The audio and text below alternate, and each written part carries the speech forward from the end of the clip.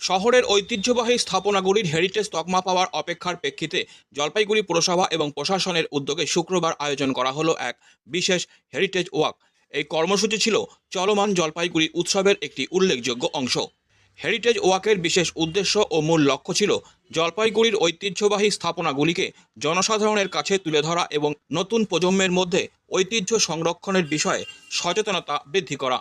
Heritage ওয়াকে পরিদর্শিত হয় শহরের একাধিক ঐতিহ্যবাহী স্থান যেমন জলপাইগুড়ি পুরসভা ভবন, Saint Michael and All Angel Church, জেলাশাসকের কার্যালয় সংলগ্ন এলাকা, বড় পোস্ট অফিস ভবন, FDI school, Indian tea planters association building. সুসজ্জিত ট্যাবলো সহ এই শোভাযাত্রায় অংশ নেন পুরমাতা, সদর মহকুমা শাসক, বিভিন্ন সামাজিক সংগঠনের সদস্য এবং শহরের বিশিষ্টজনেরা। সদর মহকুমা শাসক তমজিৎ চক্রবর্তী বলেন, মুখ্যমন্ত্রীর উদ্যোগে এই হেরিটেজ ওয়াকের আয়োজন করা হয়েছে।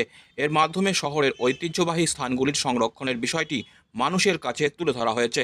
নতুন প্রজন্মের জন্য এটি একটি বড় শিক্ষণীয় উদ্যোগ। জলপাইগুড়ির ঐতিহ্যবাহী স্থানগুলির মধ্যে রাজবাড়ি ইতিমধ্যেই রাজ্য হেরিটেজ কমিশনের স্বীকৃতি পেয়েছে। প্রশাসনের এই হেরিটেজ ওয়াকের উদ্যোগ ভবিষ্যতে শহরের অন্যান্য স্থাপনাগুলিকে ঐতিহ্যবাহী সম্পত্তি হিসাবে স্বীকৃতি আদায়ে গুরুত্বপূর্ণ ভূমিকা পালন করবে বলে আশা করা হচ্ছে।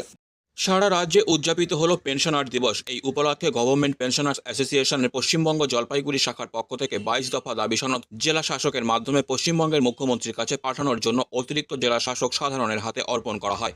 এই অনুষ্ঠানে উপস্থিত ছিলেন অ্যাসোসিয়েশনের সভাপতি বিপ্লব কর, সম্পাদক তপন কুমার চক্রবর্তী, সহ সম্পাদিকা শিখা চক্রবর্তী, যুগ্ম সম্পাদক দ্বয় অমূল্য রায় ও শ্যামল জোয়ারদার এবং সদস্যরা। 22 দফা দাবির মধ্যে পেনশন সংশোধন, স্বাস্থ্যসাথী কার্ডের কার্যকারিতা বৃদ্ধির দাবি, মুদ্রাস্ফীতির সাথে সামঞ্জস্য রেখে পেনশন বৃদ্ধি, অবসরকালীন অন্যান্য সুযোগ সুবিধার পুনর্বিন্যাসের মতো বিষয়গুলি উল্লেখযোগ্য।